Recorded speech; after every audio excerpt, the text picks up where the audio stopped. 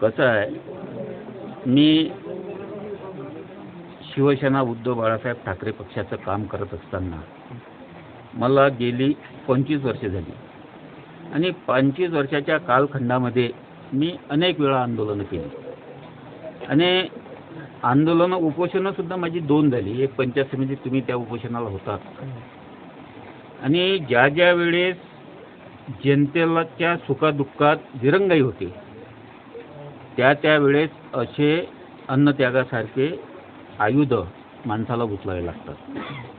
आणि मी सातत्यानं 6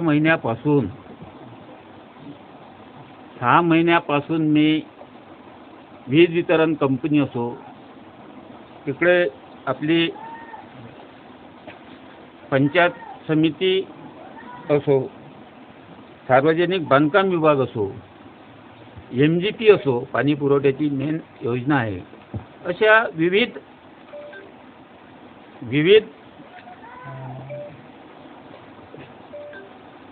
विभागाच्या वरिष्ठ अधिकाऱ्यांना मी निवेदनं दिली आणि वीज वितरण कंपनीच्या कार्यकारी अभियंत्याला मी तुमचे जे मेंटेनन्सचे 3 वर्षाची कामं चालतात आणि त्या कामामध्ये बहुधा संबंधित ठेकेदार कामं करत नाही आणि कामं न करता डिले काढून घेतात. त्यांचं म्हणणं आम्ही 5000 बॉक्स CPचे आमच्या डिव्हिजननं लावले. पण आमचं म्हणणं आहे 5000 बॉक्स तुम्ही लावले तर मग शेतकरी मरतात कसे? तुम्ही आज जर DPचं विश्लेषण घेतलं प्रत्येक गावातल्या शेतकऱ्याच्या, तर त्यानं फ्यूज कसा टाकायची ही सुद्धा त्याला अडचण निर्माण होते. कसं करायचं? यांचे वायरमन गावात हजर नसतात, ते तालुका स्तरावरून गावावरून कारभार पाहतात. त्याच्यामुळं शेतकऱ्याला आपलं पीक वाचवण्यासाठी खऱ्या अर्थानं त्या शेतीत पाणी देण्यासाठी त्या ठिकाणी जीव घेण्या हे असला तरी तिथं जावं लागतं आणि ते फ्यूज टाकावं लागतं. आणि त्यांनी जे पोल उभे केले, वास्तविक त्यांच्या GR मध्ये असं नमूद केलं आहे की पोल उभा करत असताना सिमेंट कॉन्क्रीटमध्ये उभा करावा, परंतु ते 3 ते 3.5 फुटाचा गड्डा करतात आणि त्यामध्ये पोल गाळून देतात. एकाच पावसाळ्यात तो पोल खाली येऊन जातो आणि असे अनेक कामं वीज वितरण कंपनीचे बोगस स्वरूपाचे झाले. करोडो रुपयाचा त्यामध्ये भ्रष्टाचार झाला. आणि ज्या वेळेस मी हे निवेदनं दिले त्यावेळेस साधं उत्तरसुद्धा एका शिवसेनेच्या पदाधिकाऱ्याला न देणं ही अशोभनीय गोष्ट आहे. आणि हे करत असताना ते वरिष्ठ त्यांचे जे नातेवाईक आहेत आमच्याच पक्षातले त्यांच्याकडे जातात आणि तिकडून माझ्यावर प्रेशर आणतात. शिवसेनेचा मी एक खंदा समर्थक आहे. मी कोणालाही भीक घालणारा नाही. मला कोण जरी काही म्हटलं हे उपोषण मागं घ्या, मी घेणार नाही जोपर्यंत वीज वितरण कंपनी या ठिकाणी येणार नाही आणि सर्व त्यांनी आजपर्यंत जी केलेल्या कामाची माहिती आणि तुम्ही कुठं कुठं काय केलं हे सांगणार नाही तोपर्यंत मी हे अन्नत्याग आंदोलन सोडणार नाही. आपण पाहतो आहे शेतकरी पहिलेच HP प्रमाणे पैसे भरतात, मग त्यांच्याकडून त्यांचे ट्रॅक्टर ते तिथं बोलावतात, त्यामध्ये पोल टाकायला लावतात आणि स्वतः मजुरी त्यांच्याकडून तो संबंधित ठेकेदार घेतो. ही बाब चुकीची आहे. परंतु शेतकरी आपल्या पीक वाचवण्यासाठी हा प्रकार करतो आणि त्यांना पैसे देतो. असे अनेक प्रकार वीज वितरण कंपनीचे आहेत. त्याच्यामुळंच खऱ्या अर्थानं मी या उपोषणाला बसलो आहे. शासनाचा निर्णयाचं मी स्वागत करतो. मोफत जर वीज शासन देत असेल तर त्याचं स्वागतच आहे. परंतु एका इकडून तो निर्णय जाहीर करणं आणि दुसऱ्या इकडे व्यवस्थाच नसली त्या शेतकऱ्याच्या शेतापर्यंत वीज जायची तर मग त्या विजेचं करता काय मोफत? तुम्ही सांगा. त्याची DPच व्यवस्थित नाही, त्याचे ते पोलच पडले आहेत, त्याला ते पाणीच मिळत नाही, तर मग त्या शासनाच्या फुकटच्या योजनेचं करायचं काय? परंतु मोफत तुम्ही वीज द्या, परंतु त्या शेतकऱ्यांच्या शेतापर्यंत वीजसुद्धा सुरळीत द्या, हे आमचं म्हणणं आहे. मला कोणत्याही लोकप्रतिनिधीच्या बाबतीत प्रतिक्रिया द्यायची नाही. कामं करोडो रुपयाचे निधी आणले ते त्यांचं स्वागत आहे, परंतु त्या करोडो रुपये आणलेल्या निधीचा उपयोग योग्यरित्या होतो काय हे सुद्धा लोकप्रतिनिधींना पाहिलं पाहिजे. आज आपण पांदन रस्ते पाहतो. मातोश्री पांदन रस्त्याचे विविध कामं अचलपूर आणि चांदूर तालुक्यामध्ये झाली. त्या कामाची व्यवस्था तुम्ही आज जाऊन पहा. शेतकऱ्यांना धड त्या रस्त्याने चालता येत नाही. मग करोडो रुपये जर त्या पांदन रस्त्यासाठी महाराष्ट्र शासनाकडून आणले तुम्ही, तर मग त्याची लोकप्रतिनिधीची ते खबरदारी असते की ते कामसुद्धा व्यवस्थित करून घेणं. आणि अनेक इमारती आपण शासनाच्या पाहतो, त्या जिल्हा निधीतल्या असो, आमदार निधीतल्या असो, 20-15चे कामं असो, किंवा इतर जे शासनाचे फंड असतात त्या फंडाच्या जर तुम्ही इमारती आज पाहिल्या तर इस्टिमेटमध्ये त्याला सागाचा दरवाजा आहे आणि यांनी लावला आहे टपराचा दरवाजा. ही बाब योग्य नाही. माझं म्हणणं लोकप्रतिनिधींना सुद्धा आहे आणि अधिकाऱ्यांना सुद्धा आहे की जे इस्टिमेटमध्ये आहेत तेच कामं खऱ्या अर्थानं झाली पाहिजे. असे अलगद कामं आणि बेकायदेशीर कामं जर तुम्ही करत असाल तर या कामाची सध्या माझ्याजवळ सगळं व्हिडिओ रेकॉर्डिंग आहे.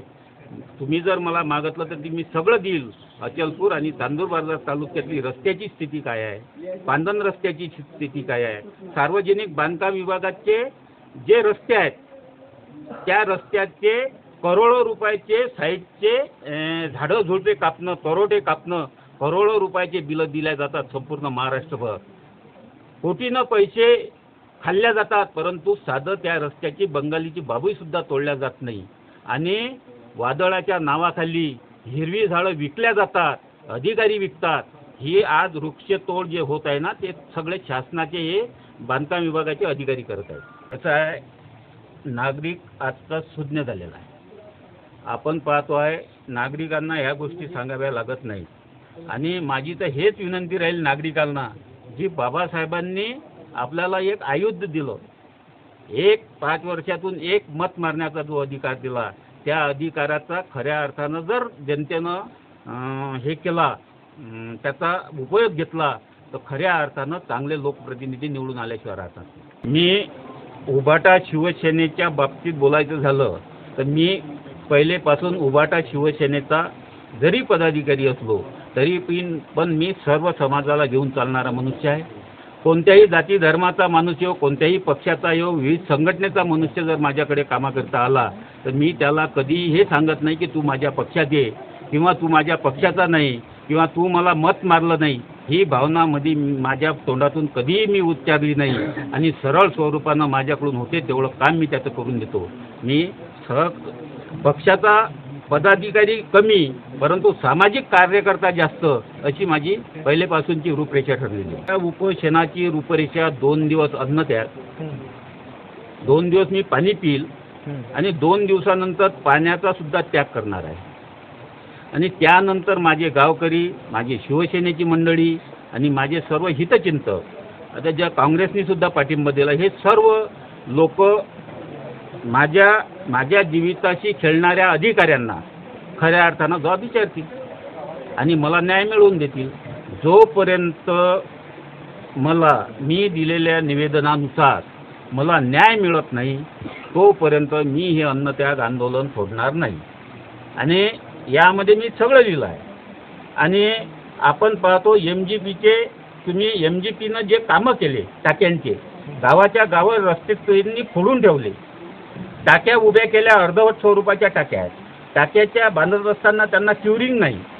करोडो रुपयाची योजना असताना तुम्ही त्यावर जर दुर्लक्ष करत असाल तर ही खऱ्या अर्थाचं शोकांतिक आहे. आज 33 गावासाठी ती योजना आहे, त्या योजनेचं पाणी आम्हाला कधी मिळणार?